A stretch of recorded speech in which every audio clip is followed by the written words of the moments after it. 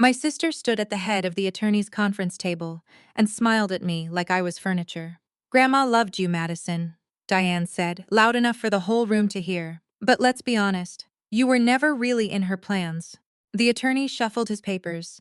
My aunts looked at the floor. I did not move. What Diane did not know was that the trust she had spent 8 months dismantling, the one she had drained, redirected, and signed her own name across, was not the only one Grandma Eleanor had ever made. The second one had my name on every single page. Before I continue, let me know where you are watching from in the comments below. Hit like and subscribe if you have ever been written off by the one person who was supposed to have your back.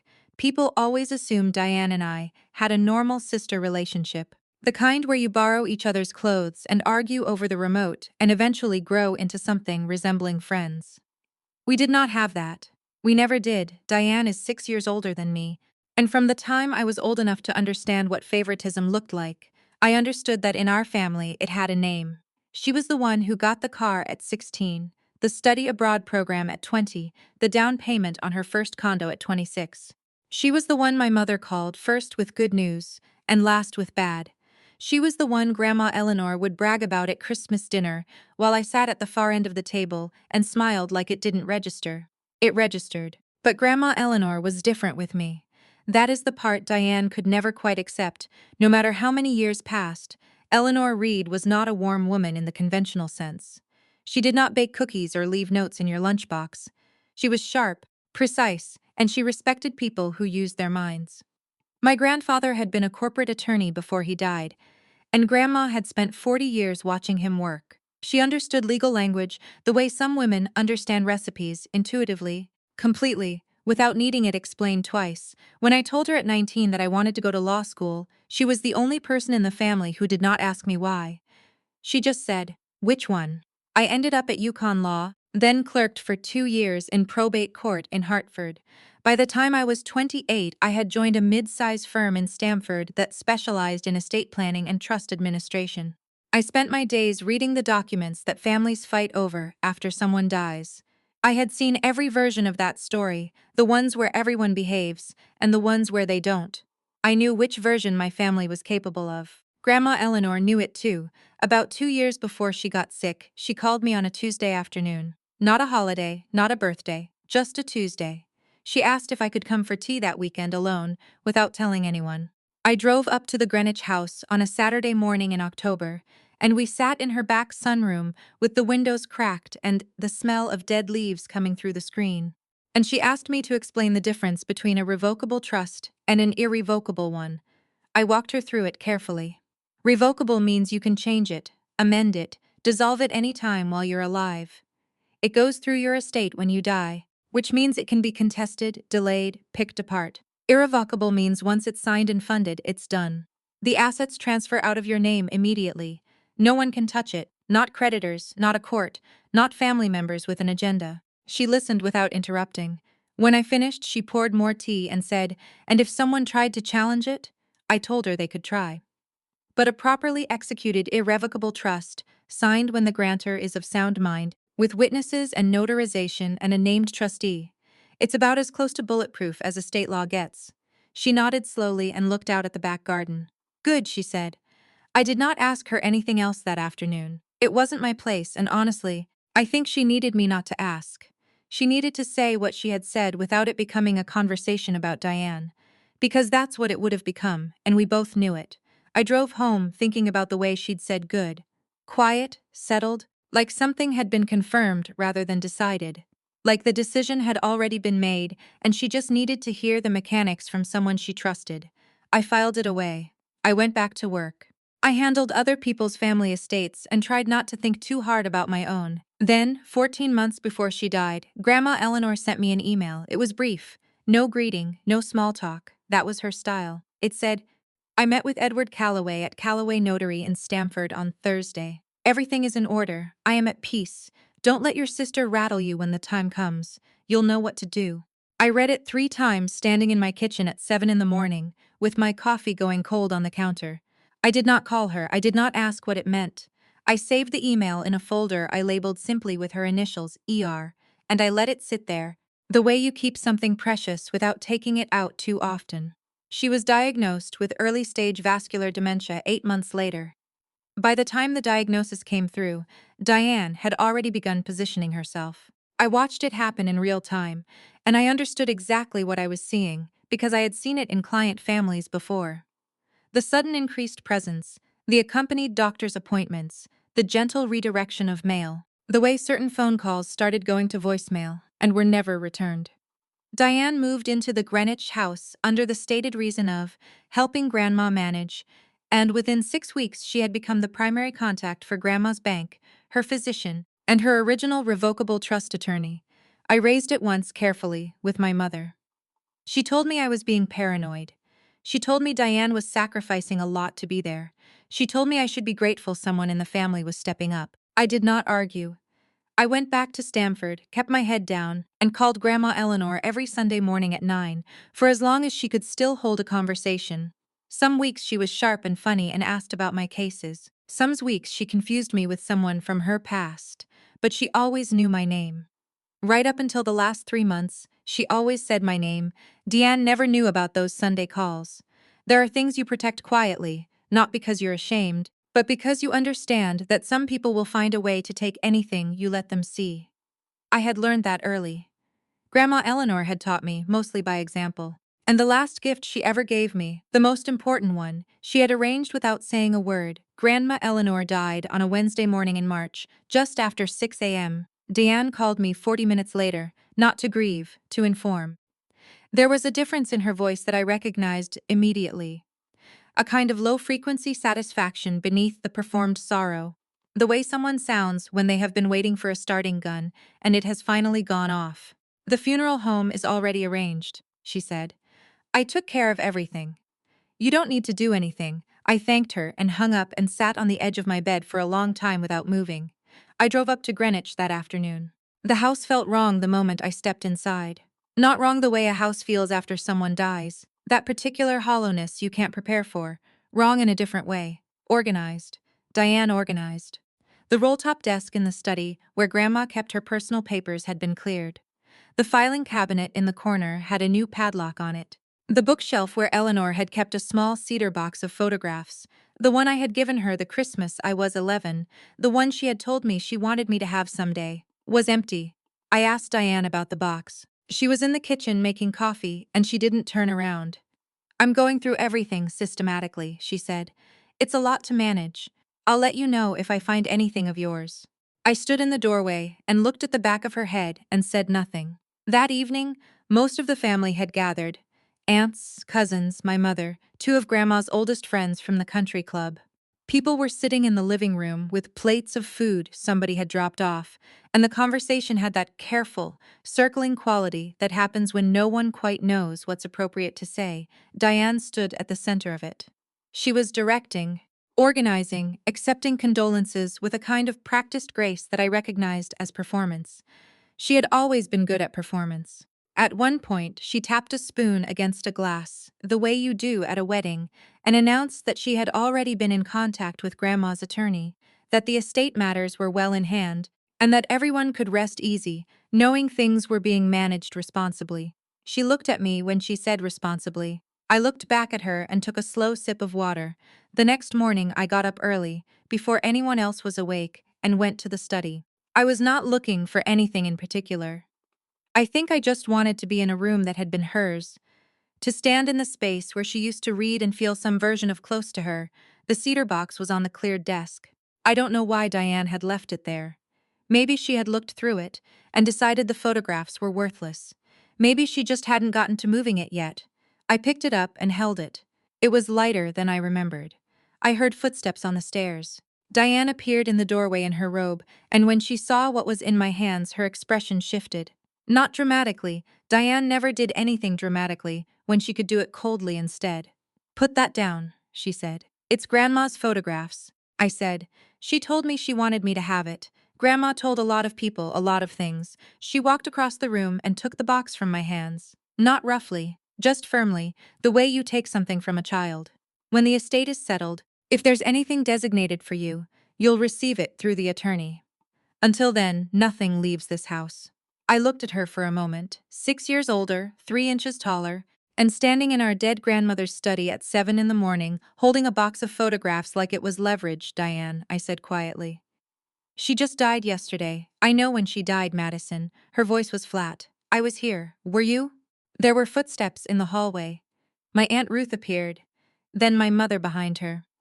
They looked between us the way people look when they've walked into something they don't want to adjudicate.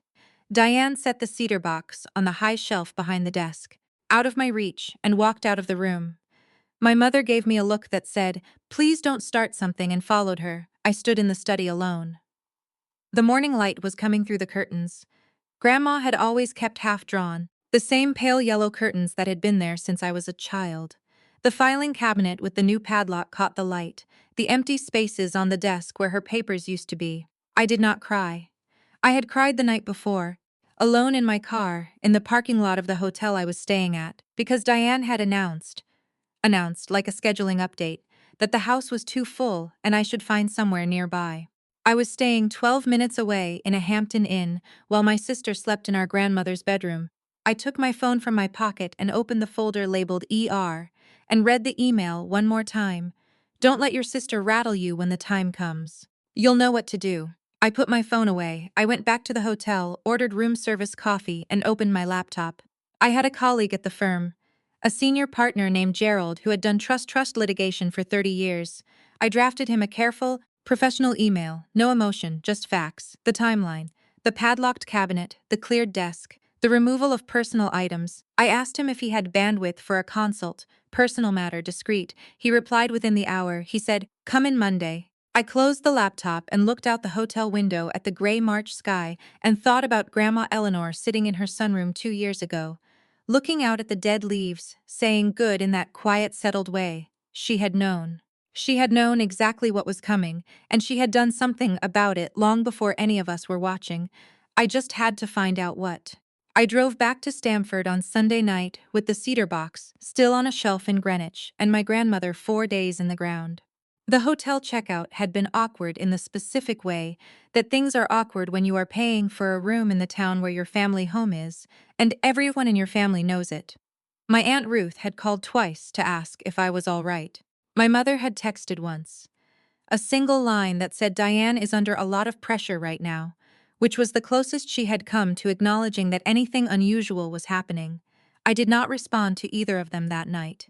I drove with the radio off, and the windows cracked and let the cold air come in and thought about nothing in particular, which is a skill I had developed in law school and refined during years of sitting across from clients who were in the worst moments of their lives. You learn to create a quiet interior room. You learn to go there when the outside gets too loud. I needed that room badly that weekend. Monday morning, I was in Gerald's office at 8:30. He had been with the firm for 22 years and had the particular demeanor of someone who had heard every version of every disaster and was no longer surprised by any of them.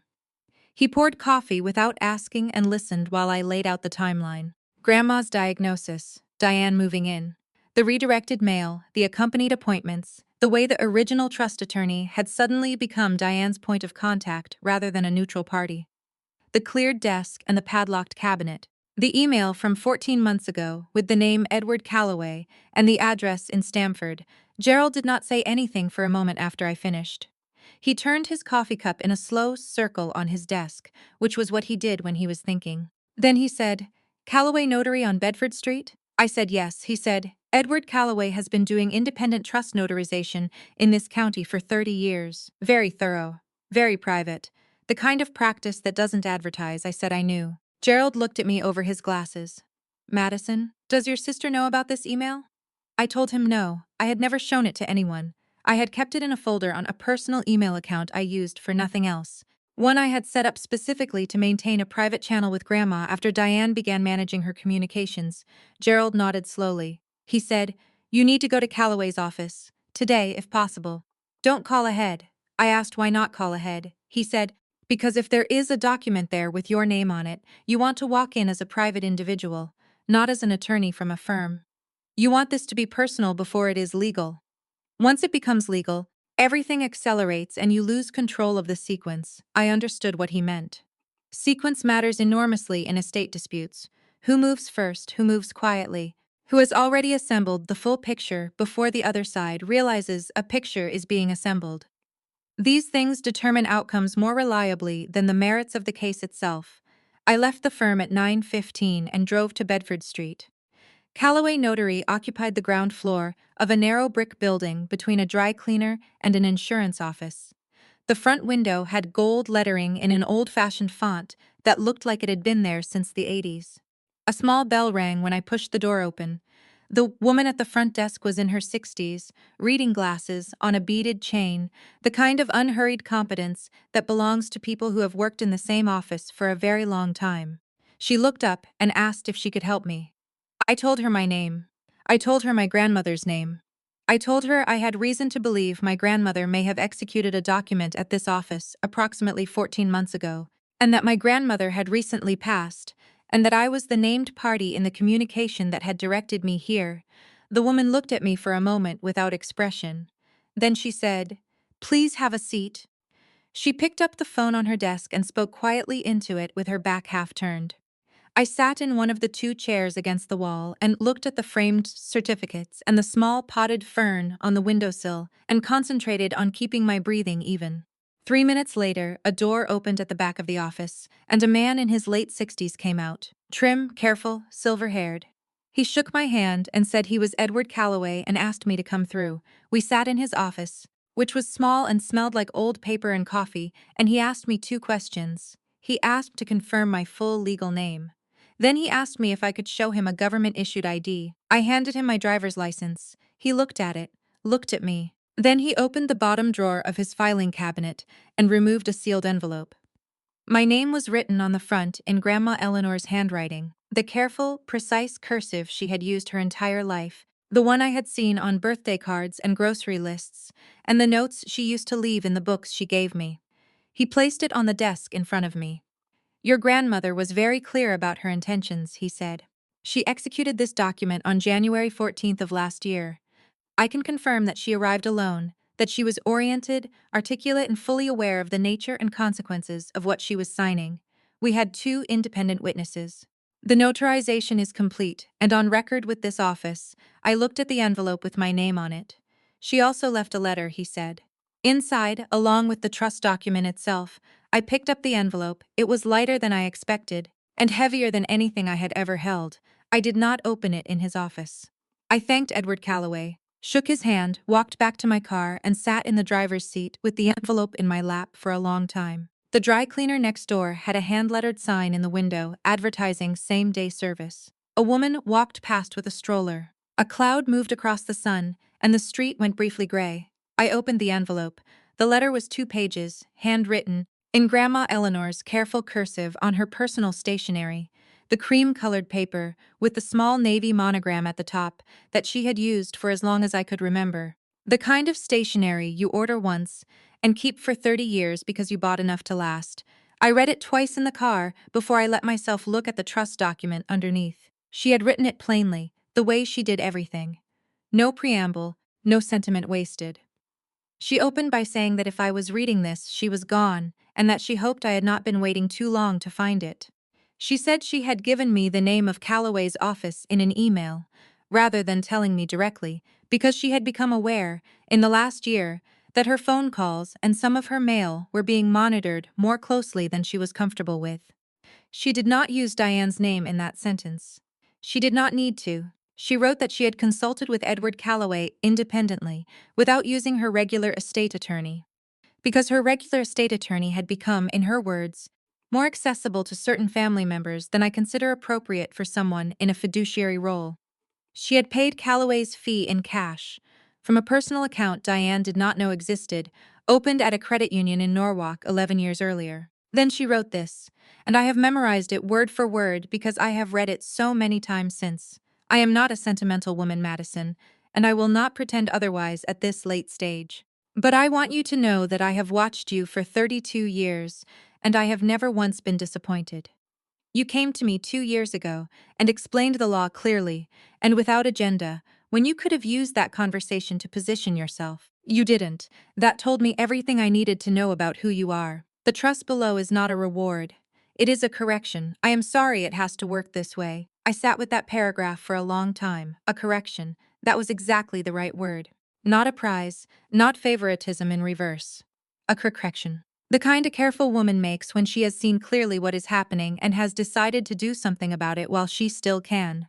I folded the letter and placed it back in the envelope. Then I looked at the trust document. It was 11 pages, single-spaced, the dense formatted language of a properly executed irrevocable trust.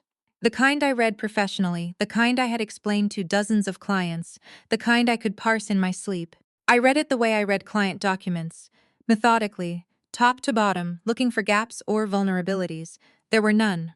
Eleanor Margaret Reed had established the Eleanor Reed Irrevocable Family Trust on January 14th of the previous year, naming Madison Claire Reed as sole primary beneficiary and Gerald Whitmore, my senior partner, which made me stop and read that line 3 times, as independent trustee. Gerald.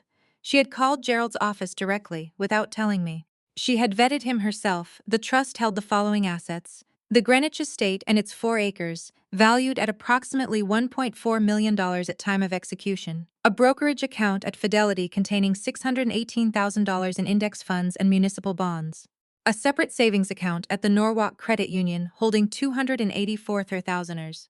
Total, just over $2.3 million, transferred irrevocably out of Eleanor Reed's personal estate the day the document was signed, which meant that for the last 14 months, while Diane had been managing Grandma's affairs, accompanying her to appointments, redirecting her mail, positioning herself as executor, getting herself named on the revocable trust, the assets she thought she was controlling had already been gone. She had spent 8 months dismantling an empty structure. I sat in the car outside Callaway Notary on Bedford Street and understood, for the first time since the phone call on Wednesday morning, what Grandma Eleanor had actually done. She had watched her oldest granddaughter begin to circle.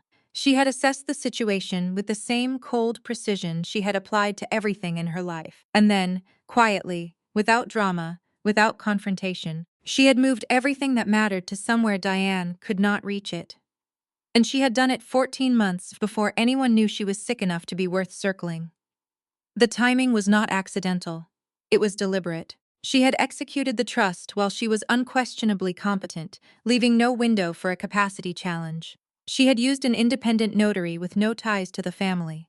She had named a trustee with professional standing and no personal stake. She had funded the trust with assets Diane didn't know existed, and some she did, moving them out of reach before the diagnosis made any of it contestable. She had done what I would have advised any client to do, because she had asked me how. 2 years ago, in the sunroom, with the dead leaves coming through the screen, I called Gerald from the parking lot. He picked up on the second ring. I told him I had the document. I told him who the named trustee was. There was a pause on the line. Then he said quietly, "She called me 14 months ago, asked if it would serve. I told her yes. She asked me not to tell you until you came to me on your own." I asked him why. He said, "She wanted to know if you would come to me when the time came. She wanted to know if you trusted your own instincts enough to act without being told to. She said that was the thing she needed to be sure of." I looked out the windshield at the brick building with the gold lettering. "She was testing me," I said. Gerald said, "She was confirming something she already believed." I drove back to the firm. I sat at my desk. I opened a new file and labeled it Reed Estate and began building the case the way I would build any case. Methodically, carefully, one document at a time. But there was something else I needed to do first. Something that required a different kind of attention entirely. I opened my laptop and pulled up the online portal for Grandma Eleanor's primary bank, the joint account that Diane had been managing as informal co-signer since moving into the Greenwich house. The account Diane believed was the main financial artery of the estate. I had the account number from a statement Grandma had forwarded me 2 years before, when we had briefly discussed consolidating some of her finances. I no longer had login access, but I had enough information to submit a formal records request as a named interested party under Connecticut probate law. I submitted the request that afternoon. The records came back 4 days later. I opened the file, ran my eyes down the transaction history, and went very still. In the 6 months between Grandma's diagnosis and her death, $340,000 had been withdrawn from that account in a series of transfers. Some large, some small. Some to a personal account in Diane's name. Some to an LLC registered in Delaware that, when I looked it up, listed Diane Reed as sole member. $340,000, while our grandmother was losing her capacity to track what was happening around her. I saved the file. I forwarded it to Gerald. I sat back in my chair and looked at the ceiling for a long moment. Then I picked up my phone and called a forensic CPA I had worked with on 2 previous cases. Her name was Sandra Chen, and she was meticulous and unflappable, and had testified in elder financial abuse cases in Connecticut probate court 4 times in the last 3 years. I told her I had a new matter. I told her it was personal. She said she could start Monday. I said that would be fine. I hung up and looked out my office window at the Stamford skyline, going gray in the late afternoon light, and I thought about Diane standing in Grandma's study with the cedar box, saying, "I was here. Were you?" The answer, it turned out, was complicated. I had not been there in the ways that were visible, but I had been there in the ways that counted, and so had Grandma Eleanor, in her own precise and careful fashion, long after anyone thought to look. The funeral reception had been on a Saturday, 12 days after Grandma Eleanor died, at the Greenwich house. Diane had organized it the way she organized everything, thoroughly, visibly, with the kind of attention to optics that announces itself as generosity while functioning as control. White flowers everywhere. Catered trays from the club. A framed photograph of Grandma on the entryway table that I had never seen before, one where Diane was standing beside her, both of them smiling at some event I didn't recognize. I had stood in the kitchen for most of it, talking to Grandma's oldest friend Dorothy, who was 81 and sharp as a tack, and had known Eleanor Reed for 53 years.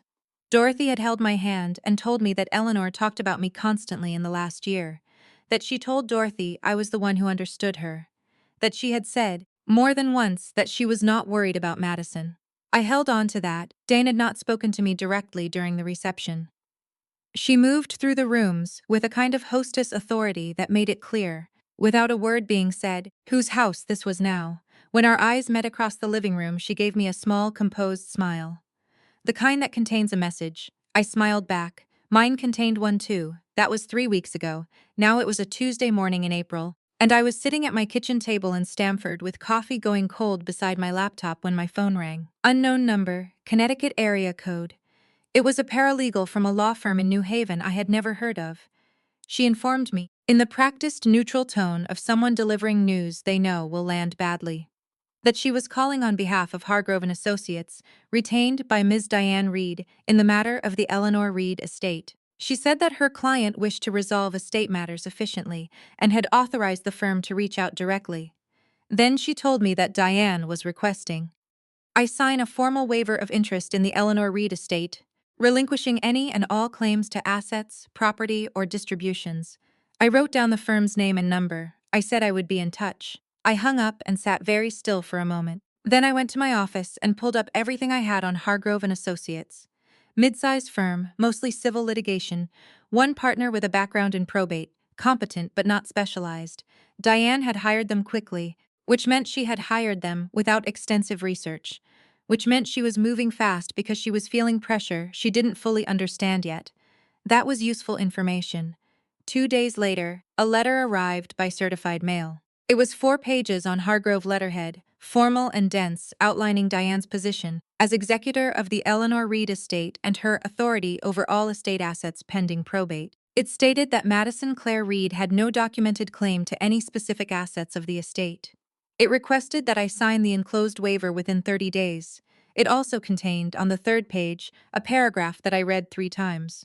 It stated that should I fail to sign the waiver, Diane would be prepared to present evidence that I had used my professional position as an estate attorney to unduly influence our grandmother in the final years of her life, and that she would seek to have any purported documents naming me as a beneficiary invalidated on those grounds. Undue influence. The oldest challenge in estate litigation.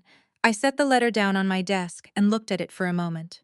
She was going to claim I had manipulated Grandma Eleanor, that I had used my legal expertise to engineer a favorable outcome for myself, that the careful, lucid, independent woman who had executed a trust document 14 months before her diagnosis, with an independent notary, independent witnesses, and an independent trustee she had vetted herself, had somehow been manipulated by a granddaughter who hadn't even known the document existed until 10 days ago. It was not a strong argument. It was, in fact, a remarkably weak one given the specifics. But it was the argument she had, and she was going to make it loudly, and in the short term, loud arguments cause damage regardless of their merit. I forwarded the letter to Gerald. He called me within the hour. He said, "She's fishing. She doesn't know what she's dealing with yet." I said I knew. He said, "Don't respond to Hargrove directly.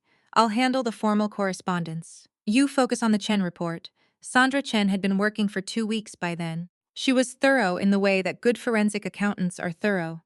Not just identifying discrepancies, but building a timeline, tracing every transfer, documenting the pattern. She had already flagged 11 separate transactions she considered outside the scope of normal estate management. The $340,000 figure I had initially identified had grown, under her analysis, to $347,500 when she included 2 smaller transfers I had initially overlooked. The picture she was assembling was not ambiguous. But then Diane escalated. On a Thursday afternoon, 3 weeks after the certified letter, I got a call from HR at my firm. Calm, professional, apologetic in tone. They had received a written complaint from a third party alleging that I had used client files and firm resources for personal benefit in connection with a private estate matter. The complaint named me specifically. It had been submitted by someone identifying herself as a family member of a recently deceased client. I asked HR to send me a copy of the complaint. I read it that evening at my kitchen table. It was detailed and it was largely fabricated, but it was detailed enough to require a formal response. It alleged that I had accessed confidential estate planning resources through the firm to benefit my own inheritance. It alleged that I had discussed client strategies with my grandmother in a way that constituted professional misconduct. It used legal-sounding language that suggested someone had coached Diane on what terms to include. I was placed on administrative review pending investigation. Paid, routine, they said. Standard procedure. Nothing personal. I said I understood. I hung up and sat in my kitchen in the quiet of a Thursday evening and thought about how methodically Diane was working. The waiver request, the undue influence threat. Now the professional misconduct complaint. She was trying to put me on the defensive on 3 separate fronts simultaneously. Legal, professional, personal, betting that the pressure would make me sign the waiver just to make it stop. She did not know about the irrevocable trust yet. She did not know about Gerald's role. She did not know about Sandra Chen. She was attacking a position I had already vacated, dismantling walls around a house where I no longer lived, so to speak, expending energy and legal fees on a strategy built on an incomplete picture of what she was actually facing. That was the thing about moving quietly. People assume the silence means nothing is happening. I poured the cold coffee down the sink and made a fresh cup. Then I opened my laptop and drafted a message to Gerald. I told him I thought it was time to begin preparing for a formal meeting, that the pieces were nearly in place, that I wanted to choose the setting carefully, somewhere Diane would feel confident walking in, somewhere she would not think to be on guard. Gerald wrote back 20 minutes later. He said he had a thought about that. He said Diane's attorney had already been in contact with the family's original estate counsel, a man named Robert Ashworth, who had worked with the Reed family for over 20 years and who was technically still the attorney of record for the revocable trust. Gerald suggested we request a formal estate meeting through Ashworth's office, neutral ground, professional setting, family members, and relevant parties present. He said Diane would agree to it because she would think it was her meeting. I stared at that line for a long moment. She will think it is her meeting. I wrote back, set it up. Then I closed the laptop and sat in the quiet of my apartment and thought about Grandma Eleanor in her sunroom, looking out at the dead garden in October, saying good in that low, settled voice. She had built the trap 2 years ago. I was simply closing it. The administrative review at my firm lasted 9 days. I cooperated fully, provided every document they requested, and said very little beyond what was asked. The investigator was a woman named Carol, from an outside HR consulting firm, mid-50s, methodical, the kind of person who has conducted enough workplace investigations to recognize immediately when an allegation has been engineered rather than experienced. She interviewed me twice. She asked careful questions. She took precise notes. On the 9th day, she submitted her report. I was informed by the managing partner that the complaint had been found to lack substantive basis and that the matter was closed. He apologized for the disruption. He said carefully that the firm had noted the identity of the complainant and would be keeping that on record. I thanked him and went back to my office and shut the door. I sat at my desk for a few minutes without doing anything.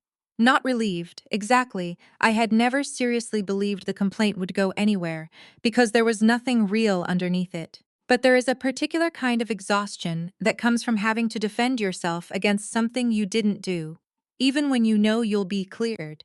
It costs something. It takes time and energy and attention that could have gone elsewhere, and the person who filed the complaint knows that when they file it. That's the point. Diane had known exactly what she was doing. I opened my laptop and got back to work. Sandra Chen delivered her preliminary report on a Friday morning, 6 weeks after I had first called her. She came to my office in person, which she only did when the findings were significant enough that she wanted to walk through them face to face.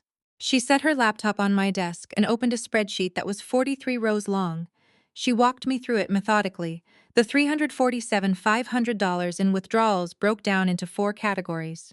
The first was a series of direct transfers to Diane's personal checking account, totaling $198,000, beginning 4 months before Grandma's diagnosis and continuing through the week she died. The second was a set of payments to the Delaware LLC, Diane's LLC, totaling $89,000, categorized in the memo lines as consulting services and household management. The third category was cash withdrawals from a branch in Greenwich, 11 separate transactions over 8 months, totaling $43,500 with no documented destination. The fourth was a single wire transfer of $17,000 to an account Sandra had traced to a vacation property rental company in the Berkshires, executed 12 days before Grandma Eleanor's final hospitalization. Sandra pointed to the consulting services line items. She said, "There is no consulting agreement on file anywhere in the estate records. No contract, no scope of work, no deliverables. These payments have no legitimate documentary basis." I asked about the cash withdrawals. She said, "Untraceable by design.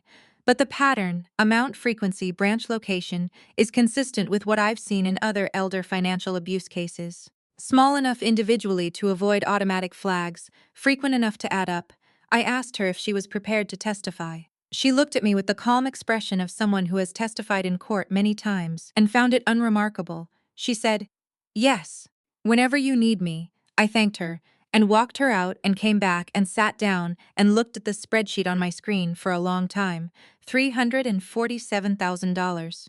From a woman who was losing her ability to track what was happening around her. From someone's grandmother. I thought about Grandma Eleanor, in her last months, in the Greenwich house, with Diane managing her calendar and her mail and her appointments.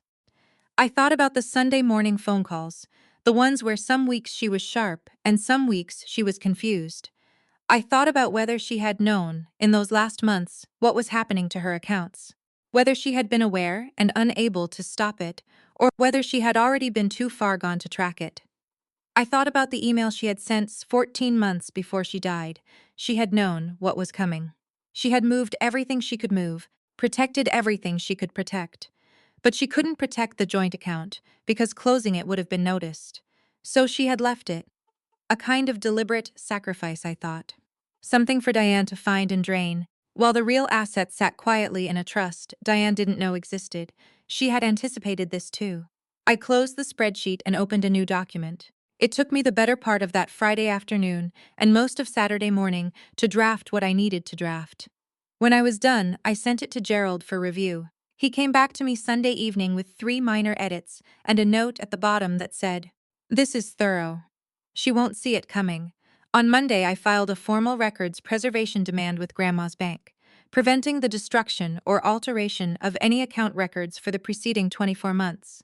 Standard procedure in financial abuse cases, routine enough that it wouldn't immediately signal what was coming, but critical for locking the evidence in place. On Tuesday, Gerald contacted Robert Ashworth's office and formally requested the estate meeting. He framed it as a routine matter, an interested party seeking clarification on the probate timeline. He did not mention the irrevocable trust. He did not mention Sandra Chen. He asked for a date within the next 2 weeks, suggested the meeting include the key family members, and noted that a representative from Grandma's primary bank might wish to be present given the complexity of the asset picture. That last part was Gerald's idea. Ashworth's office called back within the day. Diane had agreed. Of course she had agreed. She thought she was walking into a meeting where she would present the revocable trust, outline her role as executor, and watch me either sign the waiver or be formally excluded from any proceedings. She set the date for a Thursday 2 weeks out. She chose the conference room at Ashworth's office, her territory as she saw it. She sent a list of attendees to Ashworth's paralegal, herself, her attorney from Hargrove, 2 family witnesses, and a personal representative from her Delaware LLC, which I noted with interest. She was planning to legitimize the LLC payments in the meeting. She was going to present them as documented estate expenses. I read the attendee list and thought about what she didn't know. She didn't know that Gerald Whitmore was coming as named trustee of a document she had never seen. She didn't know that Sandra Chen had been retained as a forensic expert and had 43 rows of documented transactions ready to present. She didn't know that I had filed the records preservation demand. She didn't know that I had already had a quiet preliminary conversation with Detective Anne Rourke of the Greenwich Police Department's Financial Crimes Unit, who had listened carefully and said she would attend as an observer if I felt it was appropriate. I felt it was appropriate. I added Detective Rourke to my list. Then Diane called me directly, Thursday evening, 8 days before the meeting. I saw her name on my screen and let it ring twice before I picked up. Her voice was warm, almost friendly, the particular warmth she deployed when she wanted something. She said she was glad we were finally going to sit down together. She said she knew things had been tense, and she wanted to resolve everything cleanly. She said she hoped I understood that her goal was to honor Grandma's wishes and manage the estate responsibly, and that she hoped I wasn't going to make things difficult. I told her I had no intention of making things difficult. She paused, just briefly, just enough, and then she said, "Good, then maybe you'll come prepared." I said I would come prepared. She said goodnight and hung up. I set my phone down and looked at the wall of my office for a moment. She was confident, completely, architecturally confident. She had built a structure she believed was solid, and she was walking into that meeting, intending to dismantle the last obstacle, me, with the clean efficiency of someone who has already won. I had spent the last 6 weeks building something she could not see. 2 days before the meeting, Gerald called to confirm the final details. Sandra Chen was confirmed. Detective Rourke had formally agreed to attend as an observer. The bank's legal representative had been notified and would bring the full transaction records. Gerald said, "How are you feeling?" I told him I was fine. He said, "Madison, how are you actually feeling?" I thought about Grandma Eleanor's handwriting on the envelope. The cream stationery with the navy monogram. "I am not a sentimental woman, Madison, and I will not pretend otherwise at this late stage." I said, "Ready." Gerald said that was the right answer. I hung up and went to my closet and took out the navy blazer I wore to court. I pressed it carefully and hung it back up and set out my files in the order I would need them. Then I went to bed and slept better than I had in 6 weeks. The 2 days before the meeting were quiet in the way that things are quiet before they aren't. I went to work. I handled my regular caseload. I had a client consultation on Wednesday morning about a straightforward revocable trust amendment, and I sat across from a pleasant retired couple from Westport and walked them through their options with the same focused attention I gave every client.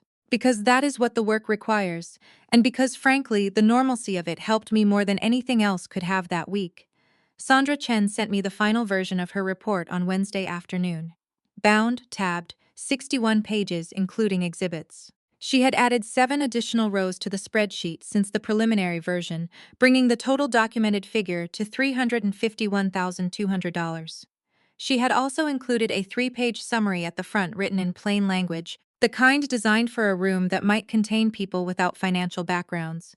Clear, sequential, impossible to misread. I read it cover to cover that evening at my kitchen table. Then I organized my files for the last time. I had 4 sets of documents, each in its own labeled folder. The first contained the irrevocable trust, original, notarized, with Callaway's certification of execution and the 2 witness statements. The second contained Grandma Eleanor's letter, the email she had sent me 14 months before her death, and a timeline I had prepared showing the sequence of events from the date of the trust's execution to the present. The third was Sandra's report. The fourth was a single page, the records preservation demand I had filed with the bank's confirmation stamp, and a cover note from the bank's legal representative confirming their attendance at Thursday's meeting. 4 folders. Everything in order, nothing extraneous. I put them in my leather document bag, the one I used for court, and set it by the door. Then I did something I had not done since the morning I drove to Greenwich after Grandma died. I took the envelope from the drawer where I kept it and I read her letter one more time. Not for information. I had memorized it weeks ago, just to read it. Just to sit with her voice for a few minutes before the next day made everything official and procedural and permanent. I am not a sentimental woman, Madison, and I will not pretend otherwise at this late stage. She hadn't been. But she had been precise, and she had been loyal in the specific way that mattered most.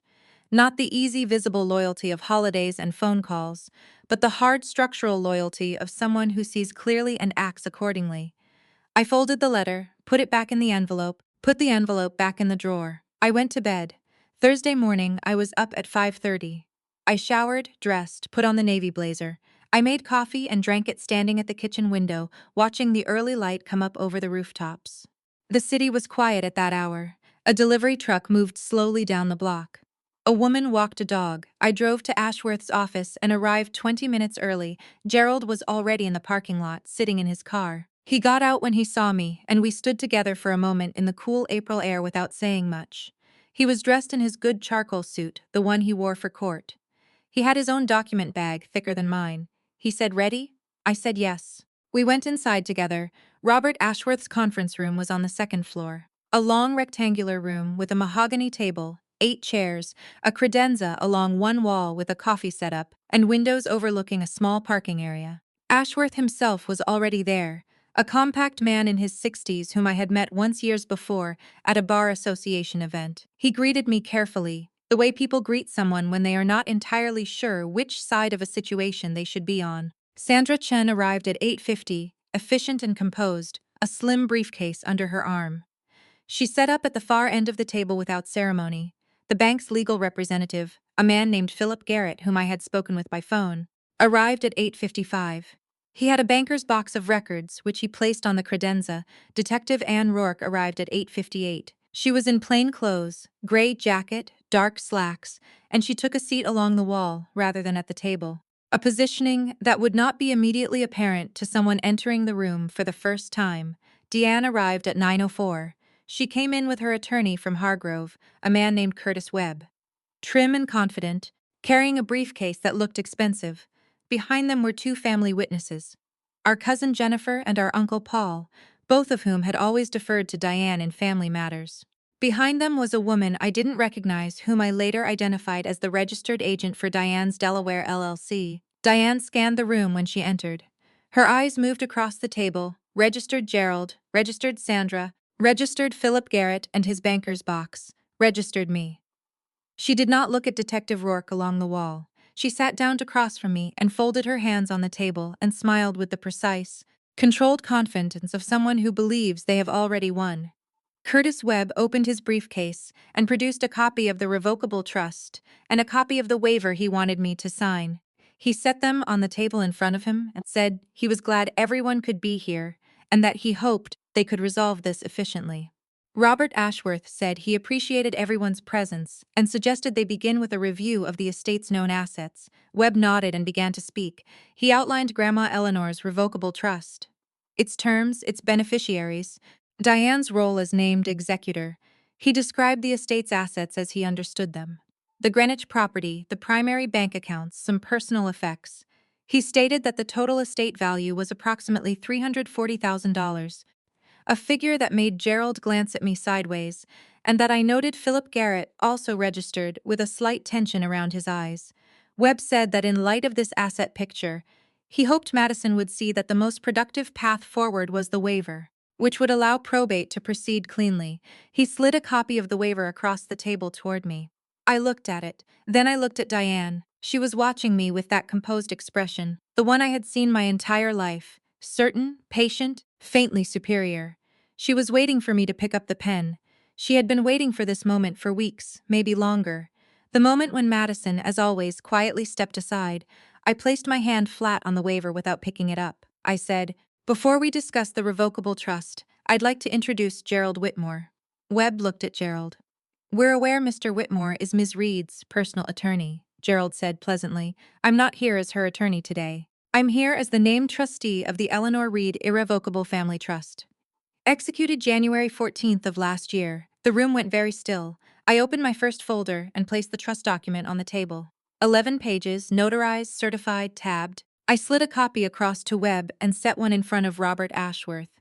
I placed one in front of Diane. She looked down at the document. I watched her read the title, watched her eyes move to the date, watched them move to the asset schedule on page 3.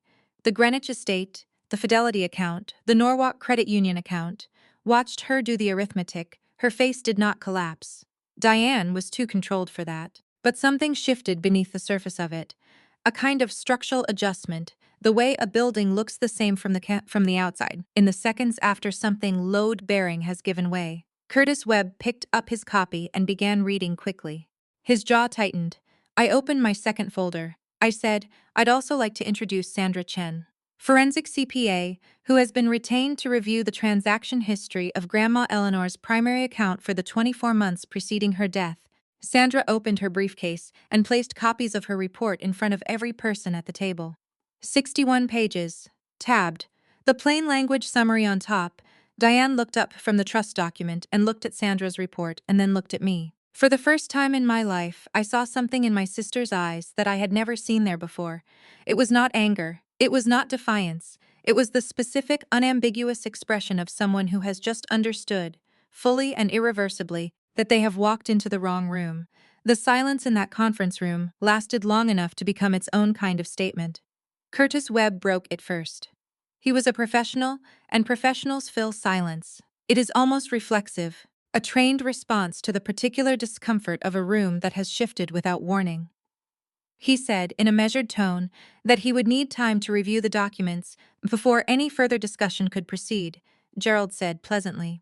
That of course he understood, but that Philip Garrett from the bank had also brought records relevant to the morning's discussion, and perhaps it made sense to lay everything on the table before anyone began reviewing anything in isolation. Webb looked at Philip Garrett. Garrett stood, opened his banker's box, and distributed bound copies of the transaction record Sandra had already analyzed. But in this format, on bank letterhead, with the institution's legal stamp on the cover page, they carried a different weight. This was not a forensic accountant's analysis. This was the bank's own records of its own transactions, and there was nothing interpretive about them. He summarized them briefly. 23 months of account history. Total withdrawals outside of documented estate expenses, $351,100. He listed the 4 categories without editorial comment, the way bank representatives do when they have been advised by counsel to present facts and leave conclusions to others. He sat down. Diane's LLC representative, the woman I had identified as her registered agent, had gone very still. She had arrived this morning as a formality, I suspected, someone Diane had brought to legitimize the consulting payments with a warm body in the room. She was now staring at the transaction records with the expression of someone recalculating her own exposure. Our cousin Jennifer had her hands in her lap and was looking at the table. Uncle Paul had pushed his copy of Sandra's report slightly away from him, as if creating distance from it physically might accomplish something. Curtis Webb leaned toward Diane and said something quietly. She shook her head once, a small, tight motion, then she looked at me. This is a fabrication, she said. Her voice was steady. I gave her credit for that. You've spent 6 weeks building a case against your own family because you couldn't accept that Grandma made her choices, I said. Grandma did make her choices. January 14th of last year, with 2 independent witnesses and a notary who has been in practice for 30 years. When she was, in Edward Calloway's words, fully oriented and articulate, she was already declining. Her diagnosis came 8 months after the trust was executed, I said.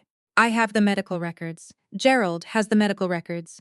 The trust predates any documented cognitive impairment by 8 months. Webb put a hand on Diane's arm. She stopped, Webb said carefully, that his client disputed the characterization of the transactions, and that the consulting payments reflected legitimate services rendered to the estate. Gerald said he would be interested to see the consulting agreement, the scope of work, the invoices, and any documentation of deliverables. Webb said those documents would be provided in due course. Sandra said, without inflection, that she had submitted a formal records request for exactly those documents 4 weeks ago, through the standard discovery process, and had received no response. Webb said he was not aware of that request. Sandra opened her briefcase and placed a copy of the certified mail receipt on the table in front of him. He looked at it. Robert Ashworth, who had been sitting at the head of the table in a state of increasing discomfort, cleared his throat.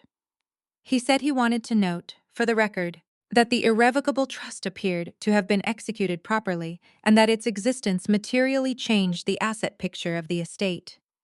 He said he would need to review his own obligations as attorney of record in light of this new information. That was Ashworth quietly stepping away from Diane's side of the table. I watched Diane register it. She had controlled this process from the beginning. The appointments, the accounts, the timing, the narrative. She had controlled who knew what and when they knew it and how it was framed. She had walked into this room this morning as the executor, the manager, the responsible one, the one who had been there, and she had expected to walk out of it having removed the last variable she couldn't manage. Instead, she was sitting across from 11 pages of irrevocable trust, 61 pages of forensic accounting, a banker's box of transaction records, a named trustee with 30 years of experience, and a woman along the wall in a gray jacket who had not yet said a word. Diane looked at Detective Rourke. I saw the moment she placed her. The plain clothes, the wall seat, the stillness of someone who is there in an official capacity and is in no hurry. Diane was smart enough to recognize what that combination meant. She said very quietly, "Who is that?" I said, "Detective Ann Rourke, Financial Crimes Unit, Greenwich PD. She's here as an observer." Diane looked at me for a long moment. Curtis Webb was already on his feet, leaning down toward her, speaking quietly and urgently. I caught fragments. "Don't say anything and right now, and we need to stop." Diane did not appear to be listening to him. She was still looking at me, and for a moment, just a moment, the performance dropped.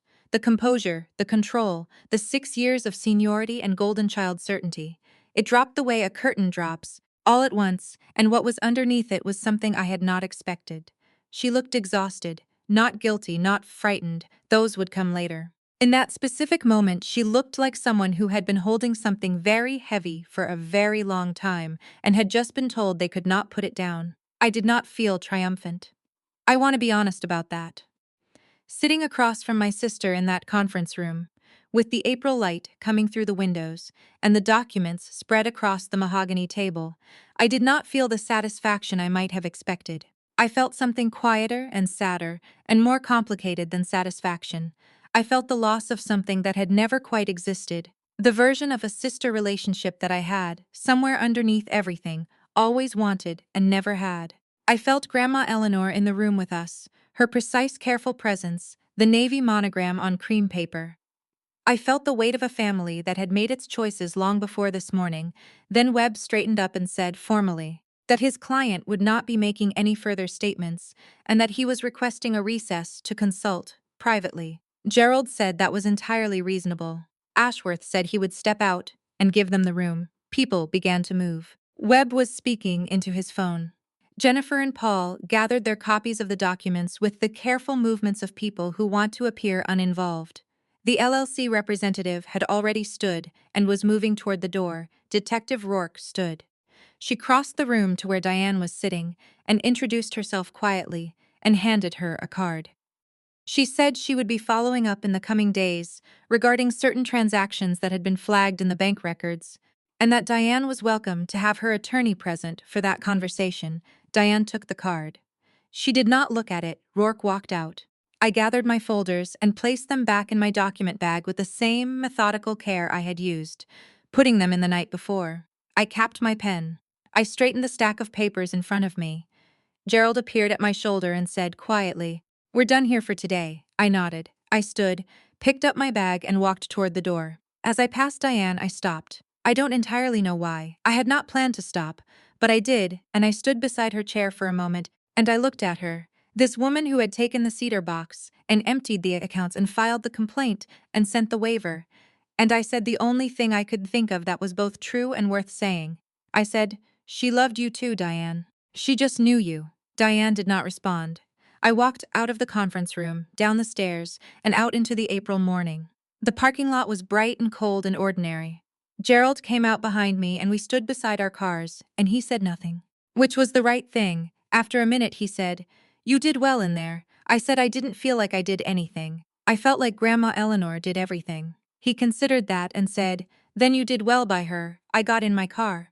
I sat for a moment with my hands on the wheel and the engine off, and thought about the sunroom in October, the dead leaves, the half-drawn yellow curtains, the word good spoken in a quiet and settled voice. Then I started the car and drove back to Stamford. The formal arrest came 11 days after the meeting at Ashworth's office. I was at my desk on a Monday afternoon, reviewing a client file when Gerald called. He said it simply and without preamble, the way he delivered all significant news. Detective Rourke had called him that morning.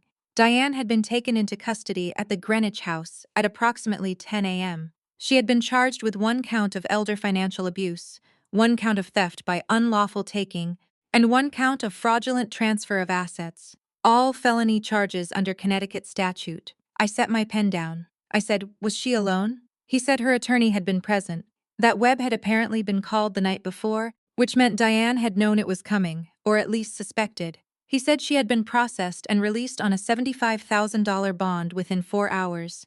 I said thank you and hung up. I sat at my desk and looked at the window for a long moment.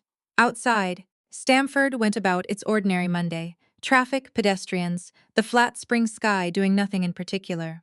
The world did not register what had just happened in a house in Greenwich to a woman I had known my entire life. That was the strange thing about justice. I had learned from years of doing this work. It does not arrive with ceremony. It does not announce itself or pause to let you absorb it. A charge is filed, a bond is posted, a woman walks out of a processing center in the town where her grandmother used to live, and the world keeps moving around all of it without slowing down. I went back to my client file. The weeks that followed were procedural, which is another way of saying they were exhausting in the specific grinding way that legal processes are exhausting, not dramatic, not sudden, but cumulative. Gerald and I worked through the formal transfer of the irrevocable trust assets. The Greenwich estate, the Fidelity account, the Norwalk Credit Union account. Each one required documentation and coordination and patience. Philip Garrett at the bank was efficient and cooperative. Calloway's office provided supplementary certification without being asked. The probate court moved at its own pace, which was slow but it moved. The revocable trust, the one Diane had spent months positioning herself to control, turned out to contain $23, zero-zone in a checking account, and some personal effects. The Greenwich property, the investment accounts, the bulk of everything Eleanor Reed had accumulated over a lifetime, all of it had been in the irrevocable trust. All of it was mine. Diane had drained the account and maneuvered for months over the functional equivalent of a nearly empty envelope. Grandma had known exactly what she was doing. Curtis Webb withdrew from the case 2 weeks after the arrest. Diane retained a criminal defense attorney, a woman from Hartford with a strong track record in white-collar cases. The civil matter, the recovery of the $351,200, proceeded on a separate track. Sandra Chen was retained as the primary expert witness. Gerald coordinated with the state's attorney's office, which had opened its own parallel investigation based on Detective Rourke's referral. My mother called me on a Wednesday evening, 6 weeks after the arrest. It was the first time we had spoken since the week of the funeral. She was crying before I picked up, which I had expected, and she said things that were painful to hear, and some that were unfair, and some that were simply the sounds a person makes when their understanding of their family has been restructured without their consent. I listened. I did not argue. I said I was sorry for what she was going through. I meant it. She asked me if there was any way to make it easier for Diane.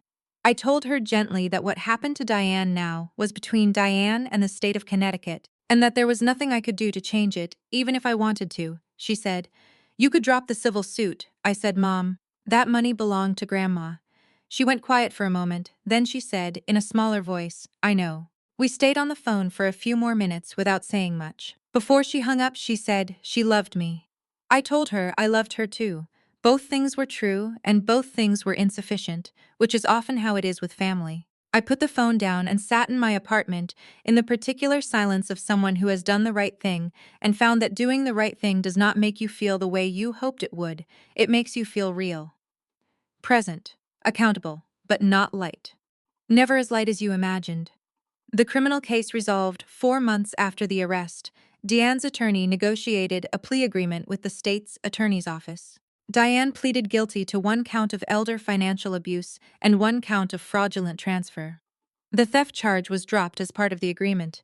She received a suspended sentence of 3 years, 5 years of probation, mandatory restitution of the full $351,200, and a permanent bar from serving as executor, trustee, or fiduciary in any estate matter in the state of Connecticut.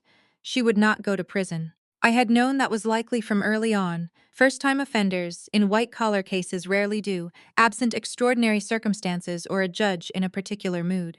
What she would carry was a felony conviction and a financial obligation, and the knowledge that everyone who mattered in Greenwich knew exactly what she had done. In a community like that one, that was its own kind of sentence. The restitution was structured as a payment plan over 36 months. Every payment came back to the estate, and by extension, to the irrevocable trust, and by extension to me. I did not spend any of it.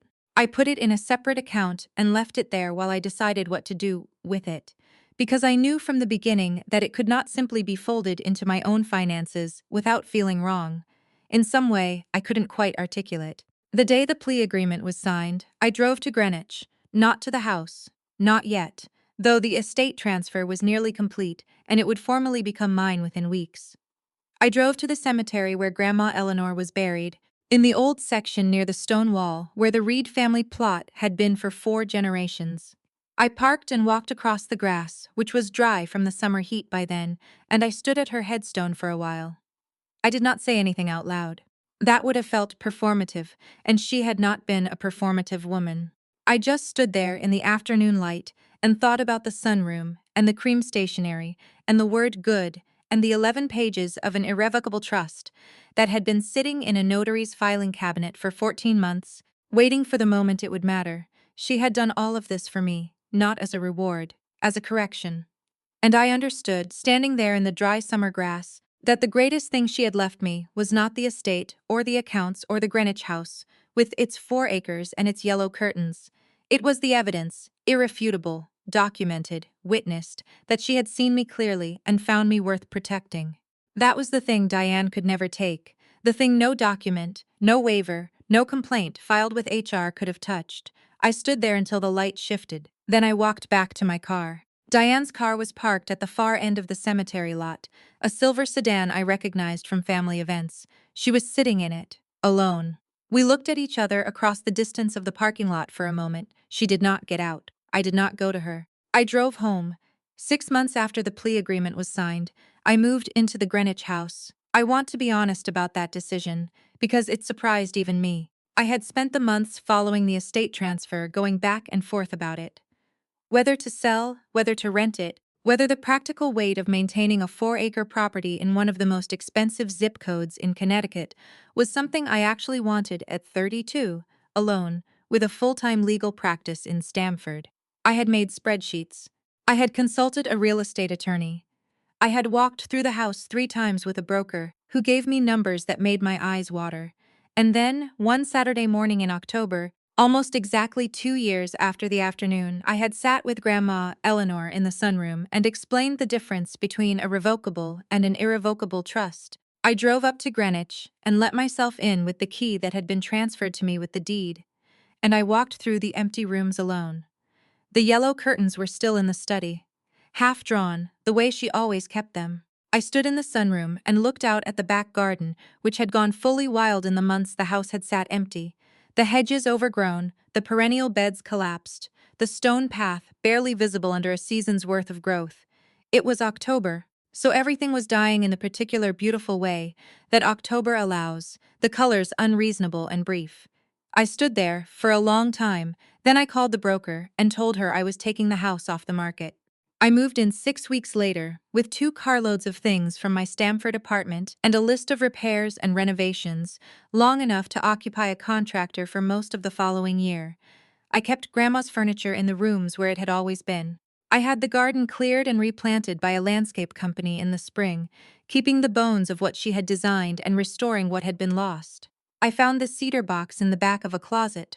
Diane had left it, eventually, probably because photographs of people she was no longer speaking to held no value for her. And I put it on the bookshelf in the study where it had always been. The house felt like hers for a long time.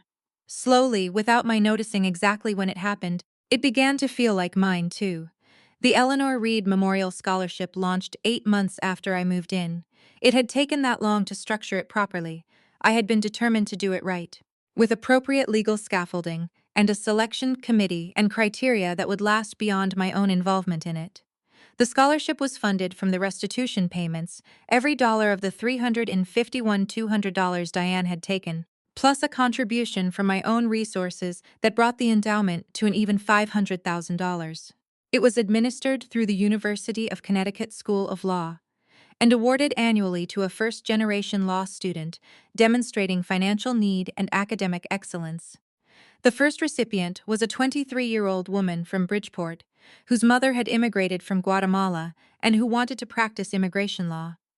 I met her at the award ceremony on a Tuesday afternoon in May in a conference room at Yukon Law that smelled like industrial coffee and new carpet. She shook my hand and said she didn't know how to thank me, and I told her she didn't need to thank me, that the scholarship had been funded by someone else's money, returned to where it belonged, and that the best thing she could do with it was use it well. She said she intended to. I believed her. My mother came to the ceremony.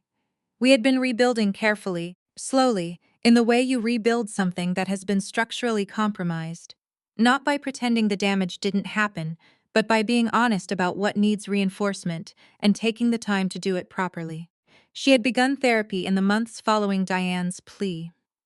She did not talk to me much about what she was working through in those sessions, but I could see the effects of it in the way she spoke, the way she listened, the way she had stopped reflexively defending the indefensible. She stood beside me at the scholarship ceremony and looked at the young woman from Bridgeport and said quietly, "Eleanor would have liked this." I said I thought so too. We had lunch afterward at a restaurant near campus, just the two of us, and talked for 2 hours about things that had nothing to do with the estate or the case or Diane. We talked about her garden, and my renovation, and a book she was reading, and a trip she was considering. We talked like people who are choosing to be in each other's lives, which is a different thing from people who are in each other's lives by default. And better, I think, even if it is harder to arrive at, Diane completed her first year of restitution payments on schedule. I know this because Gerald tracked them and sent me a quarterly update. I did not look for other information about her. I did not track her social media, or ask mutual acquaintances, or drive past wherever she was living. The felony conviction had cost her the LLC, her professional reputation in Greenwich, and apparently a long-term relationship that had ended in the months following the arrest. These were consequences of choices she had made, and they were hers to carry. I thought about her sometimes. Not with anger mostly. The anger had burned itself out somewhere in the months of document review and forensic accounting and probate court filings, leaving behind something more neutral and more permanent. I thought about the 6-year-old child she had been when I was born, and how early the favoritism had started, and how completely it had shaped her sense of what she was entitled to. I thought about how differently it might have gone if our family had made different choices in the beginning, long before Grandma's diagnosis, long before any of this. I could not change those choices. Neither could she. What I could do was make different ones going forward.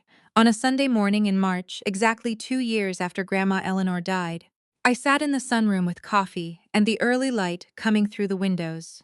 The garden was just beginning to come back, the first crocus tips pushing through the dark soil, the forsythia getting ready to explode yellow along the back fence. The yellow curtains were still half drawn. I had a brief I needed to finish by Tuesday. I had a scholarship committee meeting on Wednesday. I had a call scheduled with my mother on Thursday evening, and a contractor coming Friday to look at the east chimney which had developed a hairline crack over the winter. An ordinary week. A built life. Mine. I thought about Grandma Eleanor sitting in this exact chair, looking out at this exact garden, asking me about irrevocable trusts on an October afternoon when the leaves were dying beautifully and I hadn't yet understood what she was preparing. I thought about the word good, spoken quietly, when I finished explaining. I understood it now. She had not been saying the information was good. She had not been saying the plan was good. She had been saying something simpler and more complete than either of those things. She had been saying, You are good. You will know what to do, and you will do it, and I can go forward from here without worrying about you. I held that thought in the morning light for a while, then I opened my brief and got to work. There are things I know now that I did not know 2 years ago. I know that the people who love you most sometimes protect you in ways you cannot see until the moment the protection activates. I know that silence is not the same as surrender, that the quietest rooms are sometimes where the most important decisions get made. I know that dignity is not something anyone can take from you. It is something you either maintain or abandon, and that maintenance is a daily choice, made in small moments, long before the large ones arrive. I know that families are not fixed things. They are built and rebuilt, damaged and repaired, and sometimes the most honest thing you can do is look clearly at what you have and decide, deliberately, what you want to carry forward. Grandma Eleanor carried me forward. She did it precisely, legally, irrevocably. I am trying to be worthy of that. If this story reached you today, I want to hear from you. Drop a comment and tell me. Have you ever had someone protect you in a way you didn't understand until later? Have you ever been the one in a family who got quietly written off, only to find out the truth was something different entirely? Leave a comment below. Share this with someone who needs to hear it. Like and subscribe if you believe that doing things right and doing things quietly are not opposites, that sometimes the most powerful thing you can do is simply wait, prepare, and let the truth arrive on its own schedule. I'll see you in the next one.